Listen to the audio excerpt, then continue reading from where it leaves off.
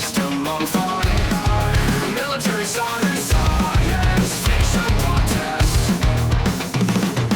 Untold stories every Wednesday. Military science fiction podcast.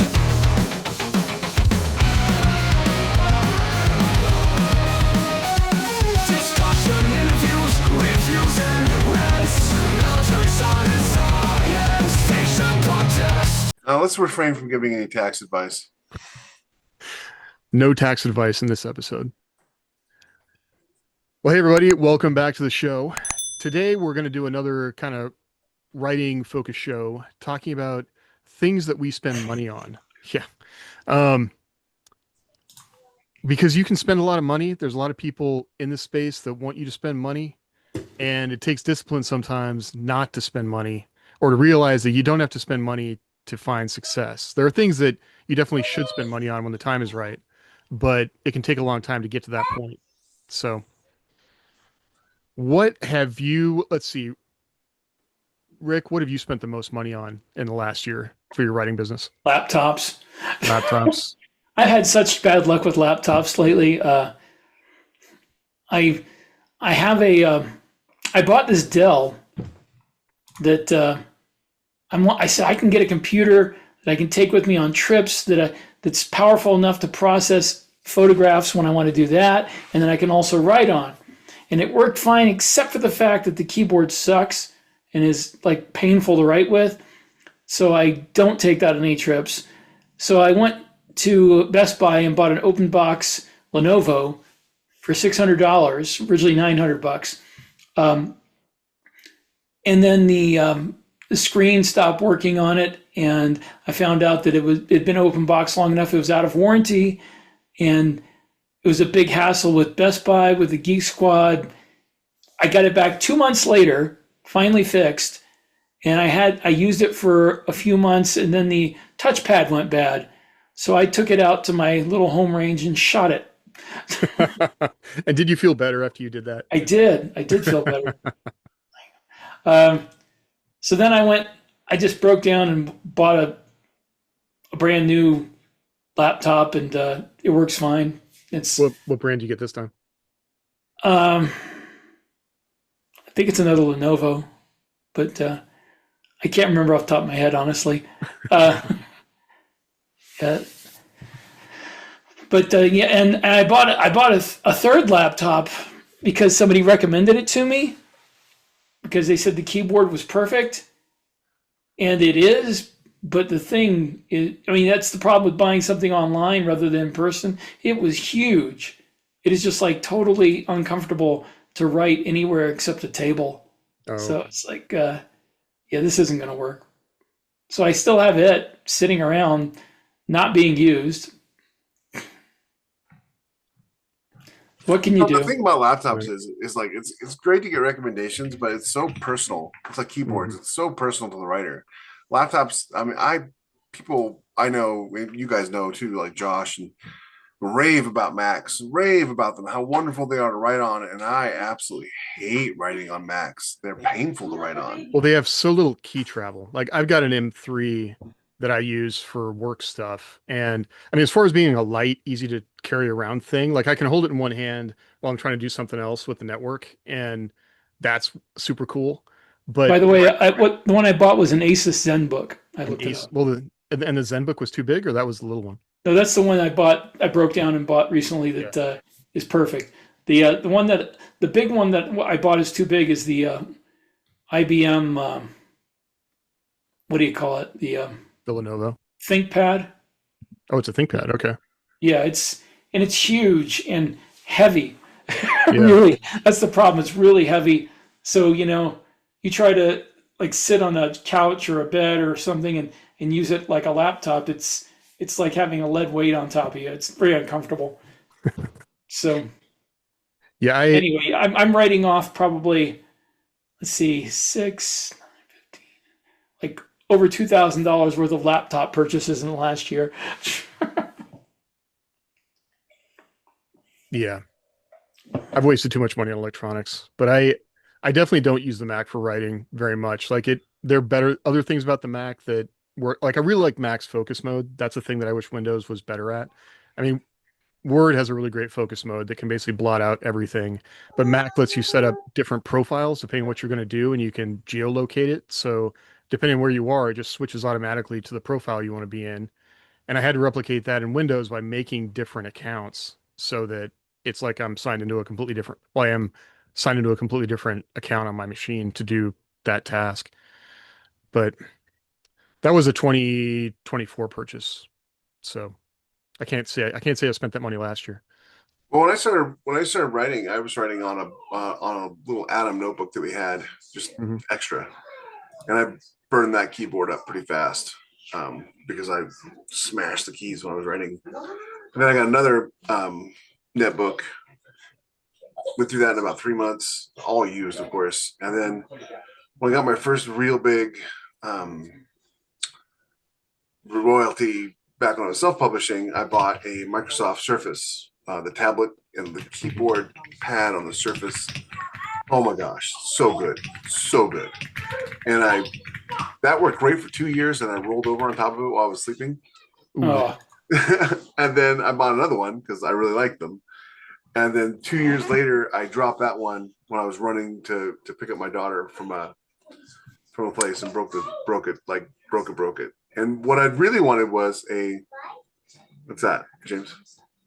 What's that? I don't want to distract you. Finish your What I thought. really wanted was the Surface laptop, right? Because I didn't Yeah. like the fact that the keyboard disconnected from the Surface.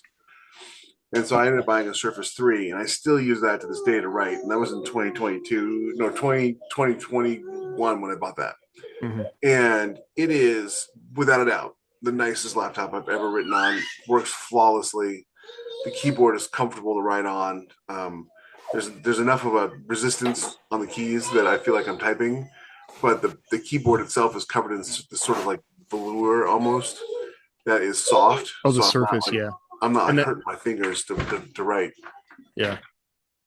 Yeah, I I think your attraction to those is only on the surface.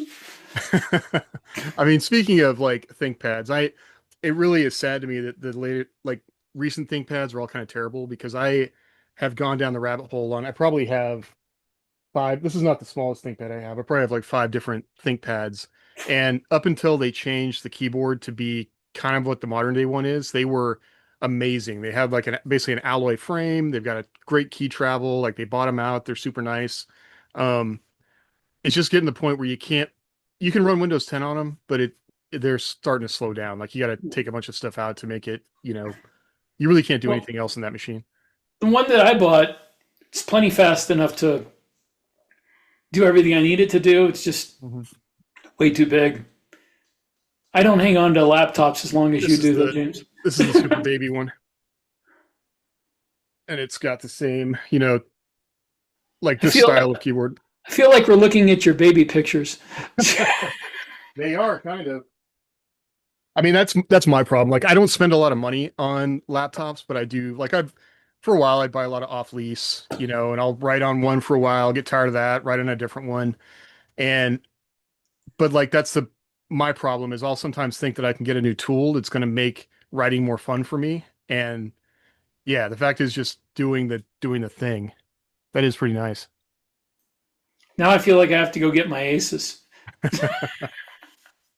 You're on mute, Jeff, so if you're talking about it, we can't hear you. Yeah, I'm trying to save your ears from my 3-year-old.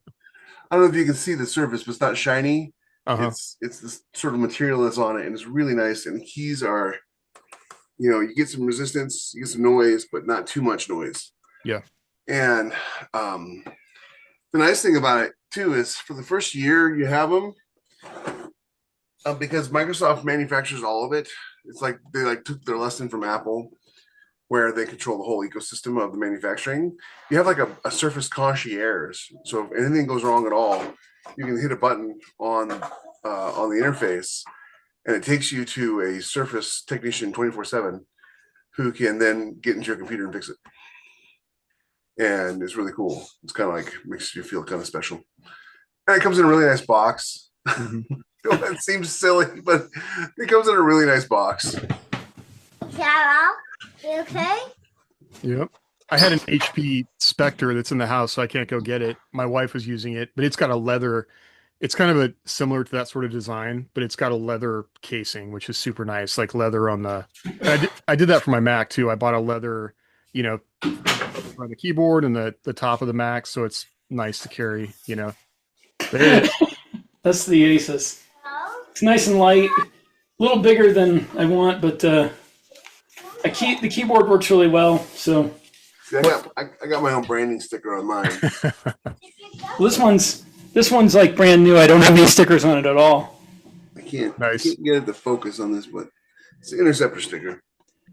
Well, Rick is also the only person I've ever seen that will literally walk around with the laptop like crooked and work while he's walking. Like it's, so I definitely the value of like finding a small light to carry laptop like that, like you use that. So that's always interesting to see. There's a guy I saw who he created like a holographic keyboard you could wear. And you could literally walk up to any surface, like a wall or a window or whatever, and project it against that and then use it. And I always thought that'd be really interesting for writing, because then you can just stop what you're doing, turn it on, start writing. Only problem is there's no tactile feedback from the keyboard. It'd probably be hard to get used to, but I mean, it would be nice to be able to just write anywhere with, without carrying a laptop around. A couple of years ago, and I can't remember what it was called, but there was a keyboard you could get for your desk that was like a laser light, and it projected the keyboard onto your desk, and you didn't need a keyboard, a physical keyboard, you just projected it, and yeah, that was for the desk. Because what I need is the haptic holograms that I always write about that actually give you a tactile feel to them. Well, I'm sure that's a thing that we could probably have now. There just isn't a market for it yet, because like the Vision Pro, which is a super geeky device, the Mac made, but it tracks what your fingers do. It doesn't, like, it's not actually doing the feedback on the whatever the surface is you're typing on. It looks at your hands, and that's what it uses to tell what you're typing, which could open up a lot of interesting stuff. It's just nobody wants to wear that thing on their face while they're working. At least I don't. And that's the thing about, they always miss with the whole holographic technology and the VR technology is Can't do anything. After about an hour, it's super uncomfortable. It gives you headaches. It's just. Well, I had this thing that Samsung put out. They gave it to me free with one of my phones.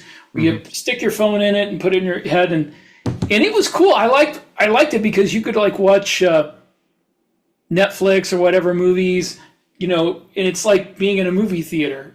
It's really close, and the problem is you can't do anything else while you're watching a movie on that.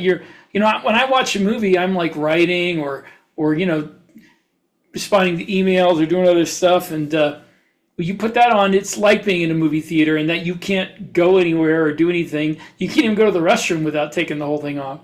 I don't want somebody sneaking up on me. Yeah, there's that too. It's a shame that it's inherent to the system that you're restricted like that. Yeah. Well, I've got an Oculus too, and yeah, they're always talking about how like watch a movie in it, and yeah, I guess it'd be kind of neat, but it's just like it's not immersive enough in that respect that you can kind of forget that you're wearing something. There are games and things that you can do that are so immersive that you'll forget that you're wearing it. And but as for writing with it, I just, no, never. So it becomes, once you're not distracted sufficiently, it becomes extremely uncomfortable after a certain amount of time. Yeah. I guess before we leave laptops, I do want to mention that everything we've been talking about, like keyboards have gotten so cheap, like nice keyboards have gotten cheap. Like there's this whole wave of mechanical keyboards and adjustable keyboards. You can switch out the switches easily. They're replaceable. And so if you are stuck with a machine that it doesn't work great, like as long as you can run the word processor, I would recommend investing in a good Bluetooth keyboard, and probably go with Bluetooth rather than wired, because at this point they're about the same price, but you're going to get good value out of that. Let me make a quick point on that about Bluetooth. Listen, I am all about Bluetooth. I think it's great. However, if you do anything else besides write with your laptop, if you game, oh yeah, no, do not get a Bluetooth laptop. Do not get a wireless laptop or wireless keyboard or Bluetooth keyboard. There's a millisecond delay that will drive you nuts, and the keyboard will randomly go to sleep on you if you're holding down a key to go anywhere, like if you're using the W key to go someplace, and you have to hold it down, after about 5 seconds, it'll just be like, oh, this must be some kind of mistake. Let go of the W key, and all of a sudden you're dead. So I know that doesn't apply to you, Rick, but Bluetooth keyboards suck for gaming. Don't do it. Well, and I don't. That's why I've had to set up different profiles on my actual PC, because when I came back to Windows for gaming, like it would get too distracting, in that same kind of thing, wanting the different kind of keyboard. So I don't use the same PC often that I write on that I would do other things on, like video or gaming or stuff like that. I didn't used to, but since we had this little one, I have been writing almost exclusively on my PC. My laptop's collecting dust in my backpack, and I have a Razer keyboard for it. And if you know anything about computer peripherals, Razer's mid to high end gaming peripheral, and it's a mechanical keyboard, so you can hear it. So there's a nice tactile response on it. But the best part about it is there have been about 4 cans of soda dumped on this keyboard by my kids, and all I do is drain it, rinse it out with some water, and it works just fine. If you had a Bluetooth keyboard, you're buying a new keyboard. Gamer tested. Well, I have a ThinkPad Bluetooth keyboard that is pretty. I mean, it was expensive. It was like $100, but I've done things on that one. Done things I can't speak done of. things on that one that I'm not proud of. No, The one I have it's this one, and it's Bluetooth. And it also, you can use Bluetooth or wired or Wi-Fi. So if you're gaming, you can like switch it to wired. Yeah. And just hook it up via cable. Like this one's an EPO maker, and they make some of the like less expensive mechanicals. Yeah, I'll get up in there. But we're doing a makeup blog here. I know. Show you my keyboard. But it's actually got I think this is becoming more standard, to have the wired connection, the 2.4 gig, and then also Bluetooth. So, and this was I think this was $40. I mean, they've gotten so much cheaper. And I always keep an extra like cheap 20 Amazon Basics keyboard in the closet, because inevitably somebody's going to break a keyboard in the house, and you won't have to wait 2 days to get a new one. Yeah, I have two keyboards just sitting around my desk here. So yeah. I mean, pay some exorbitant price at Best Buy for something that's half as good as you could get online. Yeah. And there's a ton of resources. There's there's a subreddit. There's a bunch of stuff on it. What about, do you guys use mouse pads or keyboard pads or wrist braces? Mouse pad. Yeah, I do. So I can't really show it on. Whoops, I just messed up my screen here. I can't really show my under desk kind of pull out thing I have that's ergonomic, but then I've really come to like gel pads, because I have carpal tunnel that this really helps with. I use this for my keyboard. Yeah. And I don't rest my wrist on it, of course, right? I rest the palm of my hand on it. And I really like it. And then with my mouse, I used to work, I don't know if you guys know this or not, but I used to do tech support, like help desk tech support and customer support for like 20 years. And so I was determined when I started doing it that I was not going to be the guy who got carpal tunnel. And then you see all the guys walking around there with braces on their wrists and stuff like that. And so I really learned to hold my mouse the right way to avoid that. And so far, I'm 52 and I've been using computers daily for 20, 25 years now. So far, I've managed to avoid it. I mean, at work, because I do a lot of repetitive system admin stuff, and I use a vertical mouse at work, and that's helped a lot. Like, it takes the tension off your wrist. And they look goofy, and everybody looks at it like, what is that? But it's helped me a lot. So I'd recommend that. Once upon a time, I had a ball mouse, which was a mouse that has the little trackball on it, and I got the same looks. Unfortunately, it does hurt your thumb after a while, so you got to be careful with that. Get gamer's thumb. What was the other thing I was going to say about laptops? One thing to think about is battery tech has changed quite a bit, and I would no longer buy a new laptop unless it had USB-C charging. That allows you to use batteries. It allows you to use different power supplies. There are new set power supplies called GAN that are basically adjustable anywhere from like 20 watts up to 100 watts. And so you can plug that into your laptop and it will, do the handshake and charge it.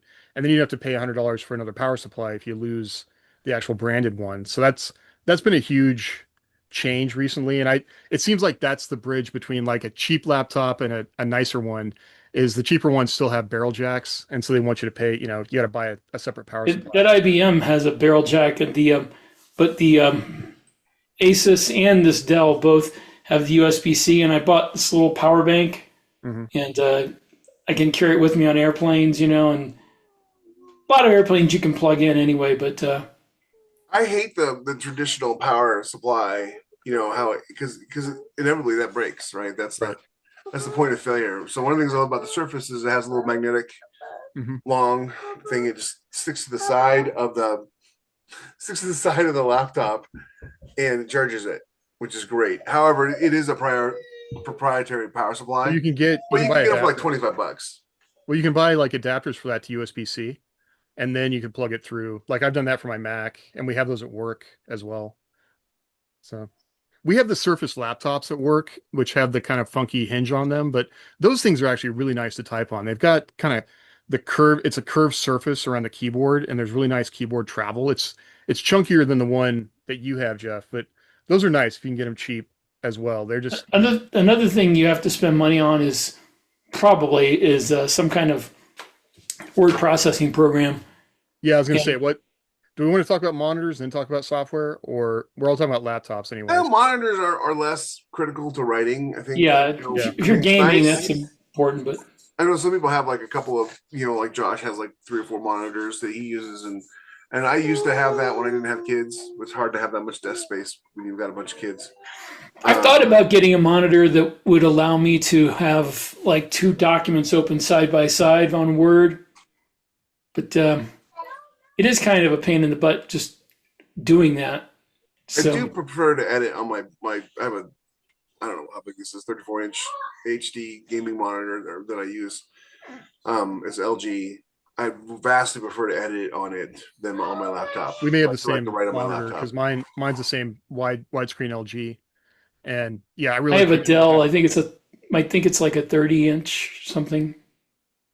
I would say the game changer for me, like monitor is less like important except for gaming, obviously, but having a VESA mount on my desk that I could adjust the height of the monitor was a game changer. Like getting my keyboard basically so it just sits on my lap with the adjustable like under desk thing that I bought on eBay. It was some off lease, office thing that I think I paid $50 for it.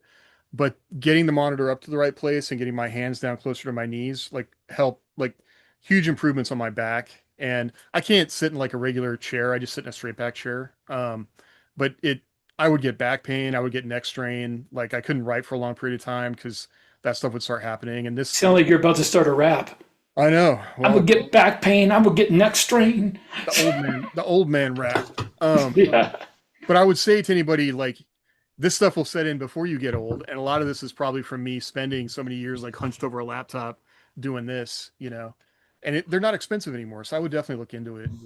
The stuff goes on sale all the time. So I got an adjustable height desk I really like. Yeah. But the last couple of years it's hard to use it. That's what then my next purchase.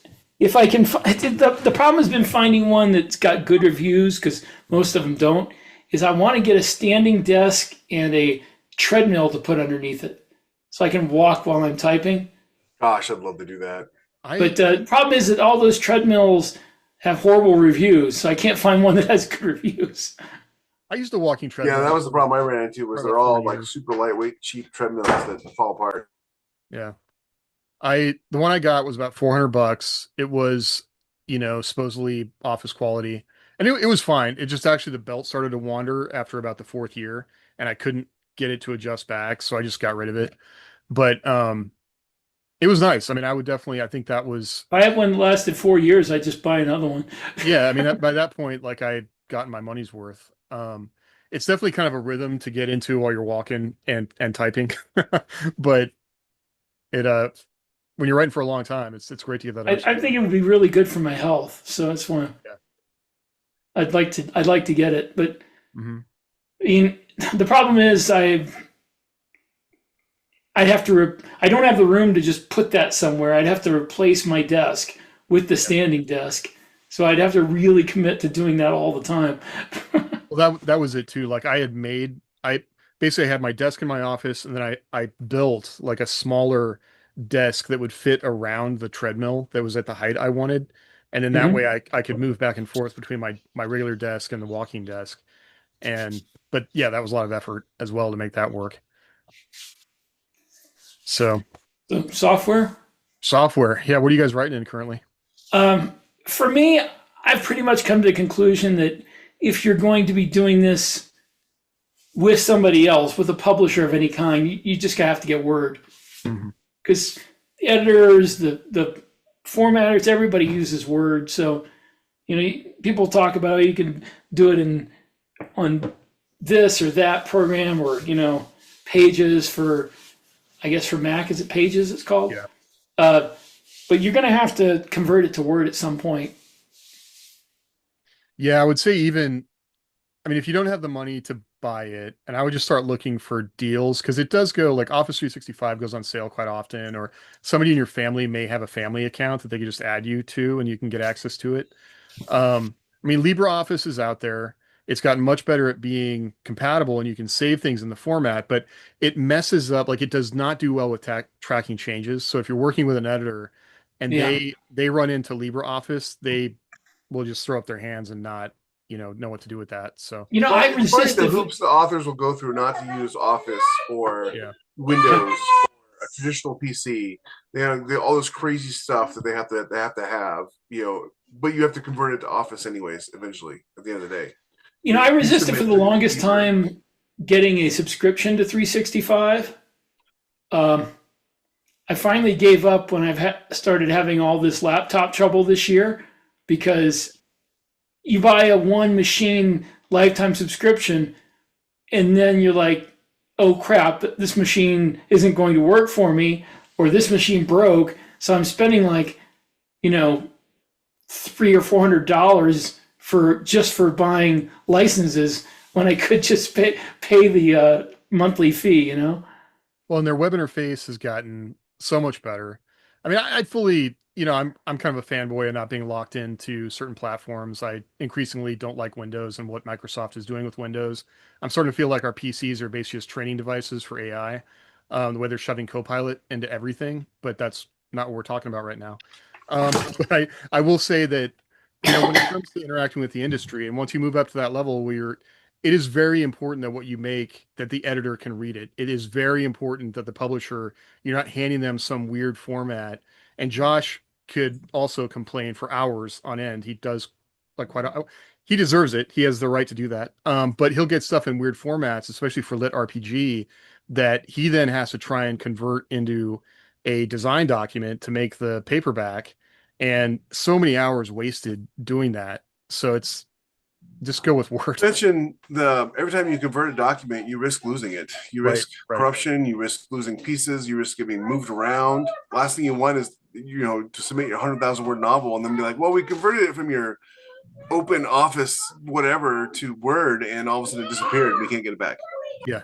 And that always seems to happen. I don't know, in other groups with writers that are using LibreOffice or OpenOffice. But the other piece is the backup thing, like Jeff was just saying, like you get versioning, which if you haven't looked into, I would definitely do that in Word 365. Like it's happened to me where like some large chunk of a document got deleted. I opened up the doc and 20,000 words were gone because my cat walked across the keyboard. And, I don't have hair to pull out, but you can go back to versioning and figure out like, okay, this was a good copy and it'll be there. And that is such a lifesaver. And if you're not like kind of organizing your life, like this is maybe a different thing we could talk about, like how we organize our files and things like that. But, you know, OneDrive gives you a place to do that. It's very easy to share those files. They're backed up. You can also do offline backups and it makes it really easy to do that. But it's built in and you don't really have to think about it. So I will say that's a very easy thing to do on the web-based side of it. I mean, I have OneDrive and it does back up my stuff, but I don't count on it. Yeah. I don't know.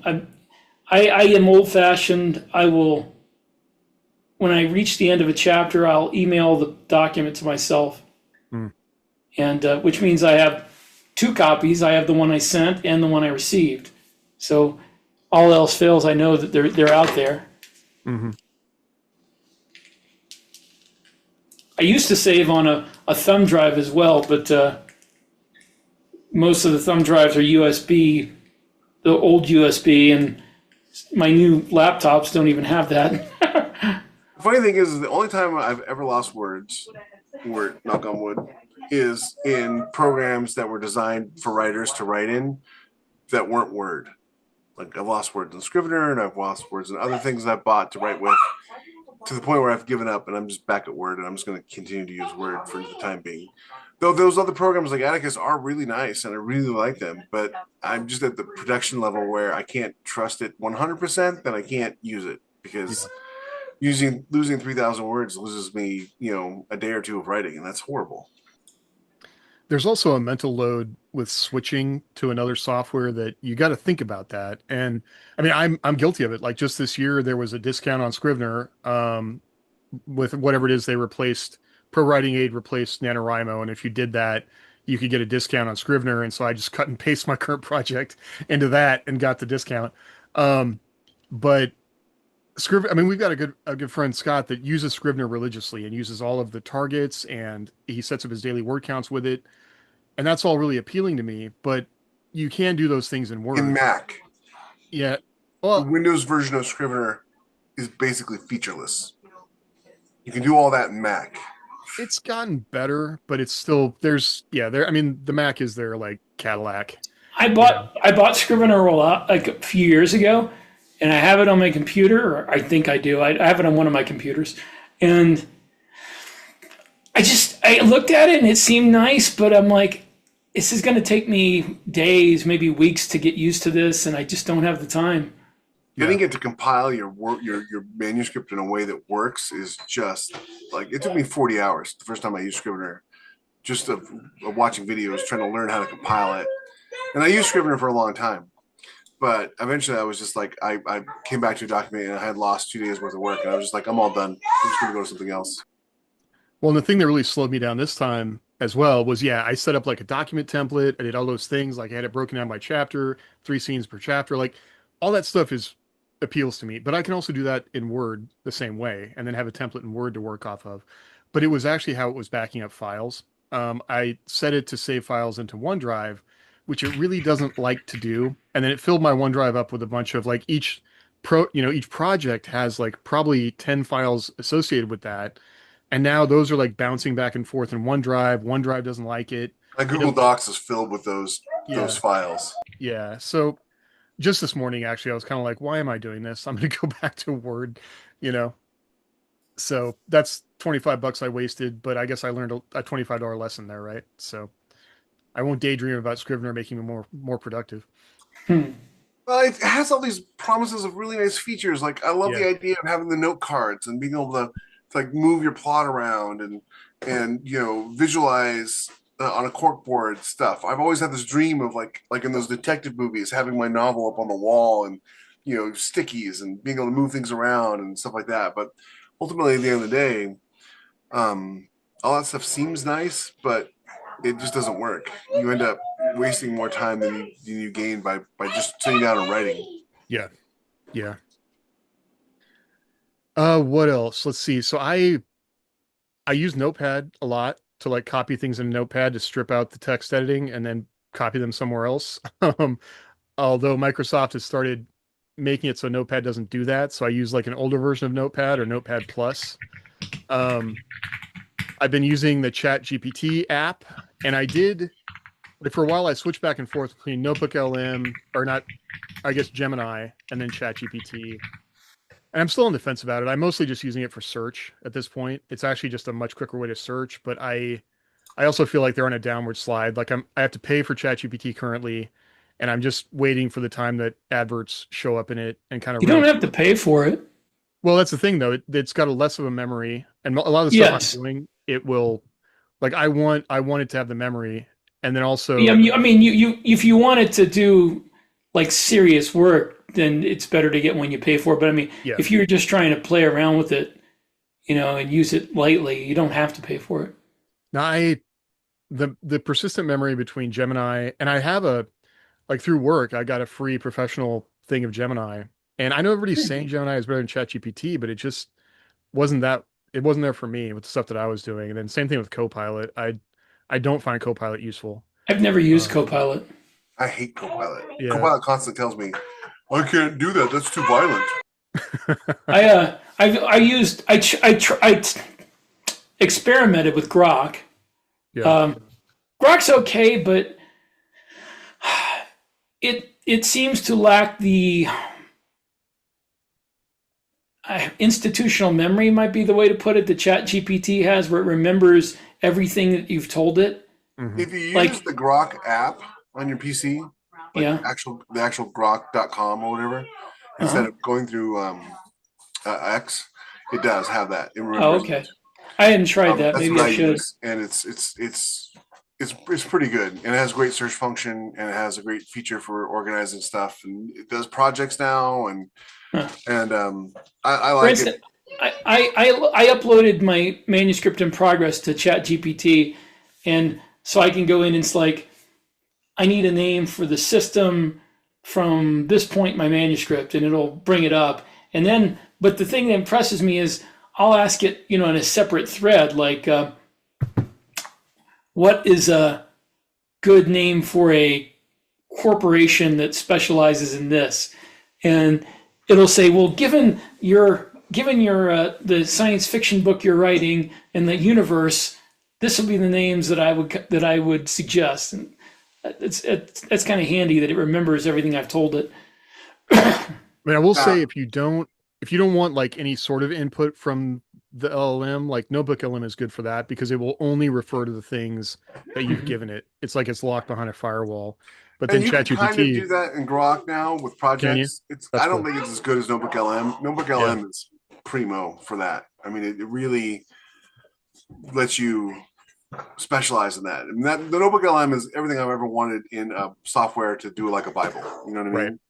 But I really like Grok for all the other stuff, which I pay for. I pay $40 a month or $20 a month for X I was Premium. gonna say it's 40. Wow.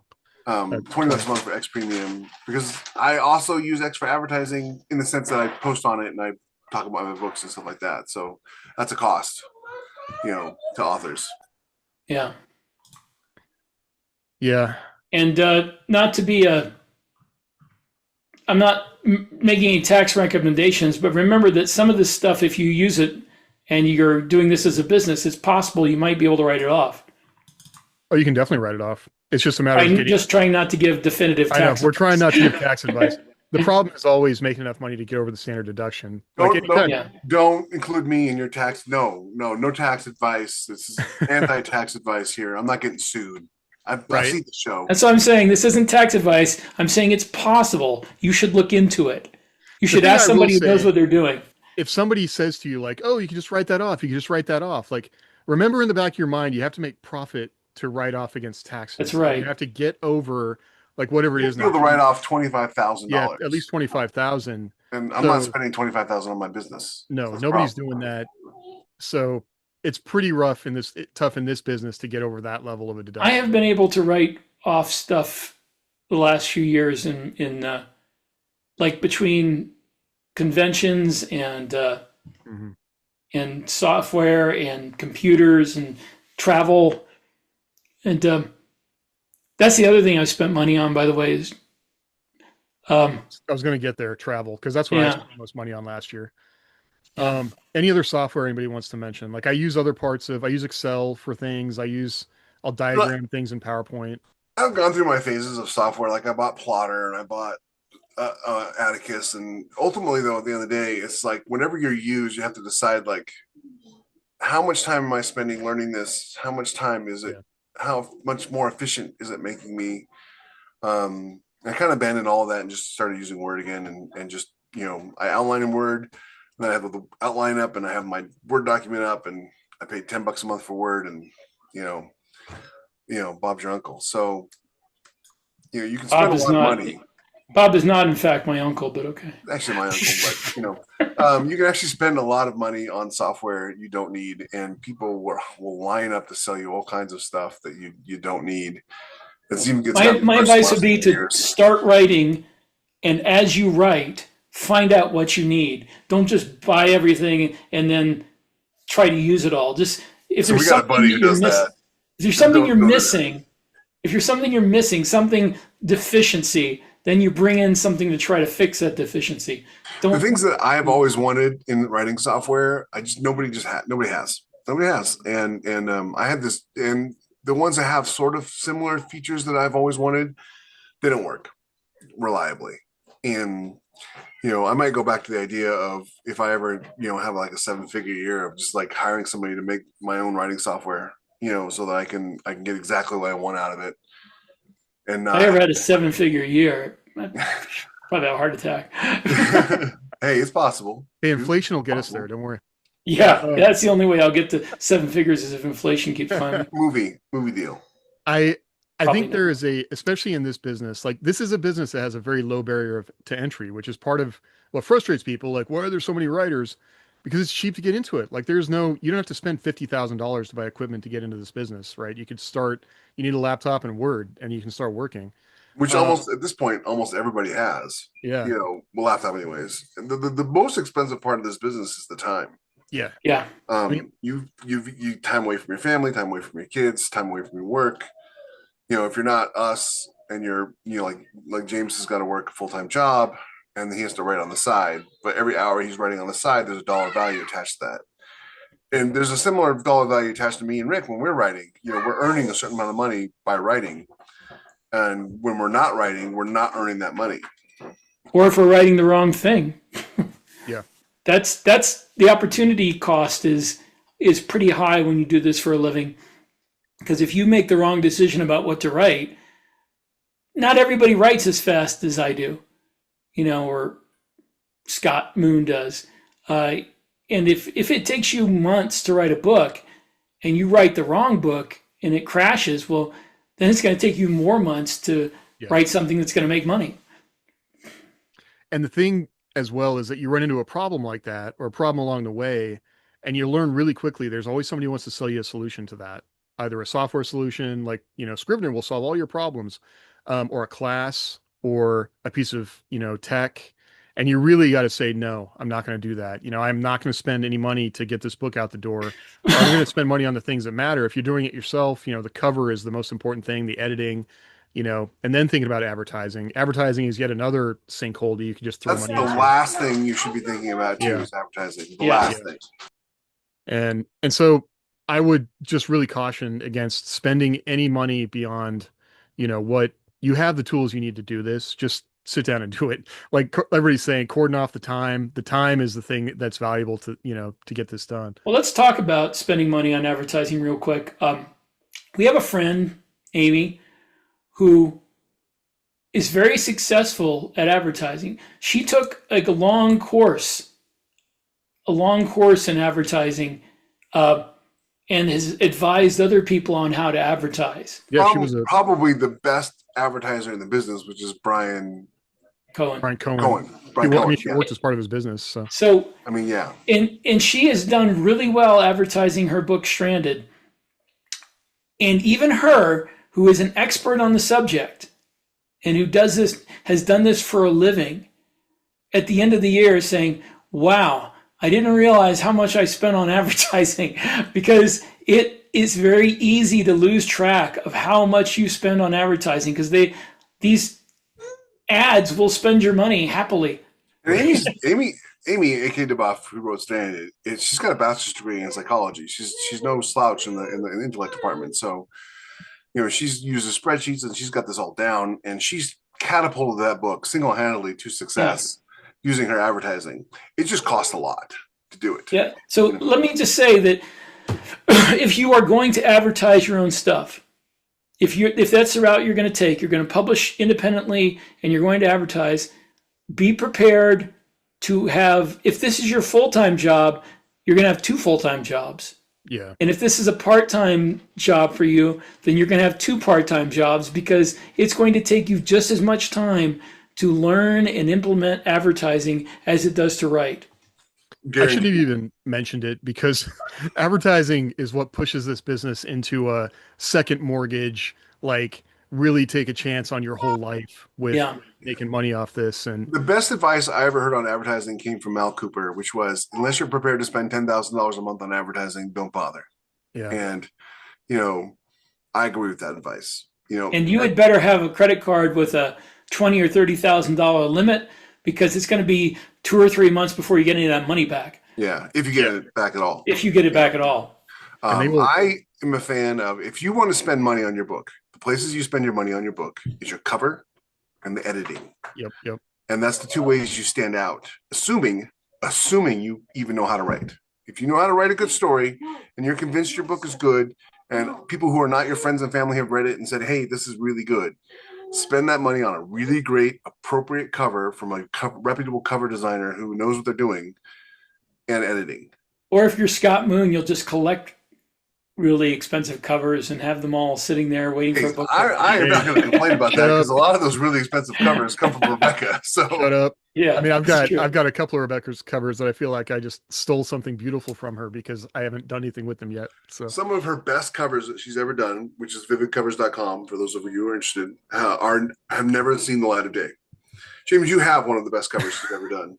I have. And it always makes her a little sad. I know. I When think she looks at her that covers. It's like somebody bought this, but then they never used it. And but it's on my list of okay things to though. do. It's okay because it's your art at that point. You can do what you want with it. But spending the money on an appropriate cover that's just, I always say this: 50% of my success is Rebecca's covers. She nailed it with Grimm's War. She nailed it with the superhero stuff. Everything I've ever seen her do, where someone says, hey, I need a cover, this is the genre, it's great. Where she gets into trouble, well, not her, where they get into trouble is when they're like, oh, okay, now I need this guy to look like this, and he's to be here, and oh, I need this element on the book. Yes, I know it's science fiction, but I still need a fairy on the cover. Nonsense like that. So a good cover designer, reputable one with their own website and business testimonials and stuff like Contracts. that. Not Fiverr, not Facebook, and then editing. A really good editor, like ours is Scott. He does different Scott. He does a really great job. Who's the editor for Athon? They got more than one. Get on her Yeah, podcast. they have many. I don't know. She used to be on the really tall, thin. Oh, shoot. Kayleen? Yes, Kayleen. Yeah, Kayleen. Sorry, Kayleen. She's one of them, but they have more than one. Well, yeah, they have a bunch of editors, but she also does freelance editing, so she's fantastic. Get a really good, reputable editor, and that's where you want to spend your money. Advertising, don't even think about it until after you've got the finished product out and a couple of books on top of that. Yep. And if you're like me and you are either unable, unwilling, or not suited to doing your own marketing, then look for someone like Athon, or Variant, or the others we've talked about that are capable, and let them do your marketing. And maybe it won't work out, but I will guarantee it's going to work out just about as well as if you'd done it yourself, probably better, and it'll take much less time. There's levels, right? Like there's like, you do marketing and you sell nothing, right? You do marketing, you sell a little bit. You do marketing, you break even. Chances are Athon will market your book, or Jay and Cheney or whoever, they'll market your book and you'll at least break even, right? And that's money in your bank. But if you're doing it yourself and you're not just an expert at it and you just don't have it on lock, you are going to lose money, and quite possibly your shirt.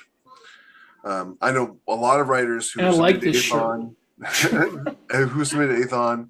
They've gotten picked up and they've made not new car money, but they've made like, hey, I can take my family out to eat every month money, and I can, I have extra money, around. They're making a couple $1,000s a month off of their books, and that's Athon marketing it.